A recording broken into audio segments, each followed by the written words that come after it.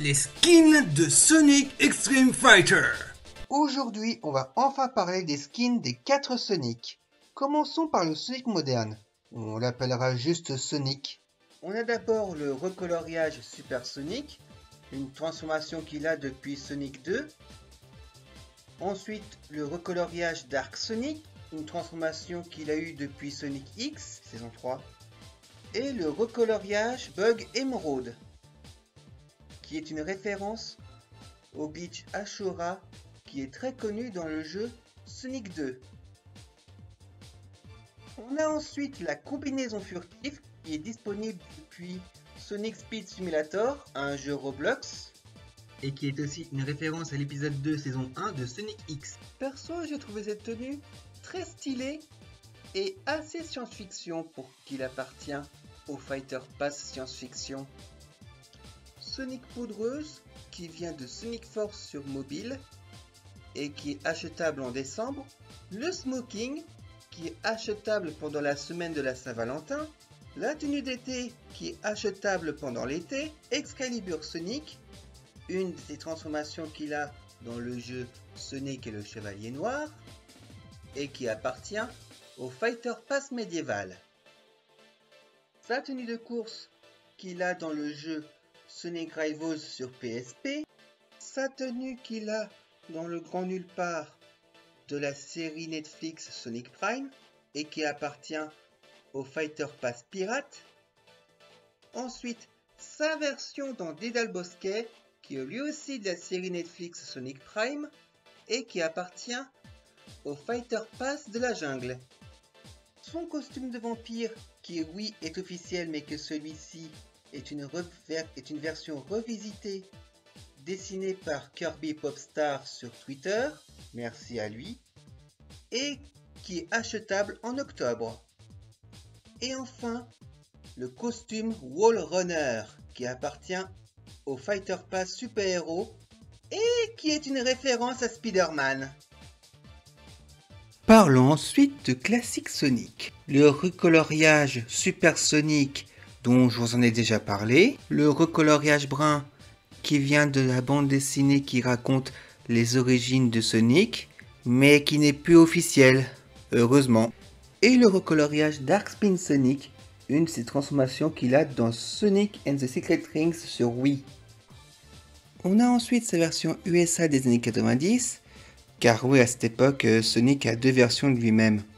Sa version japonaise et sa version états-unienne. Parce qu'à cette époque, on n'assume pas la mignonnerie aux USA.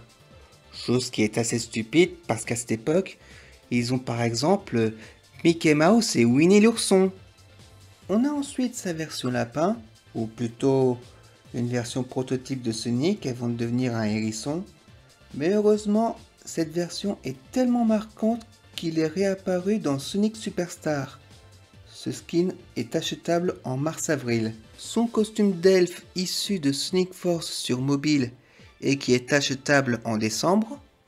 Son costume de citrouille issu de Sonic Adventure 2 et qui est achetable en octobre. Son armure de chevalier bleu qui est issue d'un épisode des aventures de Sonic et qui appartient au Fighter Pass médiéval. Son costume de pirate qui est issu de Sonic Dash sur mobile qui appartient au Fighter Pass Pirate et qui est achetable en été. Son costume d'aventurier issu d'une image postée sur Twitter en promotion d'Halloween qui est une référence à Indiana Jones et qui appartient au Fighter Pass de la jungle. Et son costume du plus rapide de l'Ouest qui appartient au Fighter Pass Far West. Parlons ensuite de Sonic Loup-Garou. On a d'abord le recoloriage Sonic normal, le recoloriage qui fait référence à Chip de Sonic Unleashed, et ensuite le recoloriage qui fait référence au Minotaur fantôme du court-métrage The Night of the Werewolf. On a ensuite sa version peluche achetable en décembre. On a ensuite le costume de Jazzman qui est une référence au grand méchant loup d'un épisode de Disney Tous en boîte et qui fait partie du Fighter Pass Disco. Ensuite, le costume de la bête amoureuse qui, vous l'aurez deviné, fait référence à La Belle et la Bête de Disney et qui est achetable à la semaine de la Saint-Valentin. On a ensuite le costume du Seigneur de la Jungle, qui est une référence à Tarzan et qui appartient au Fighter Pass de la jungle. Et enfin, le costume Parasite, qui est une référence à Venom de Marvel et qui appartient au Fighter Pass super-héros. Parlons ensuite de Sonic du film. On a d'abord le recoloriage Tails, Knuckles et l'Onclo. Ensuite, les skins venant du premier film avec le ninja maladroit appartenant au Fighter Pass asiatique, le skin Baseball et le tenue de cowboy qui appartient au Fighter Pass Far West. Ensuite, les tenues venant du deuxième film avec le mannequin qui est achetable en octobre.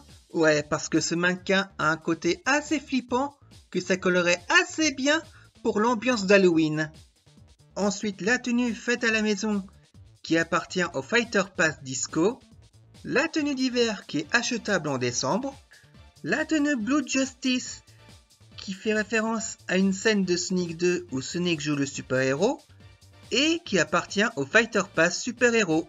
Et enfin le plus récent avec le skin Bouet Canard qui vient de Sonic 3 et qui est achetable en été. Voilà tout ce qu'il y a comme skin pour les 4 Sonic.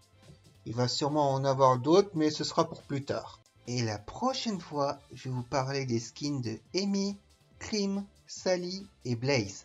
Et croyez-moi, Amy a beaucoup de skins à nous montrer. Mais ce sera pour plus tard. En attendant, je vous dis à plus!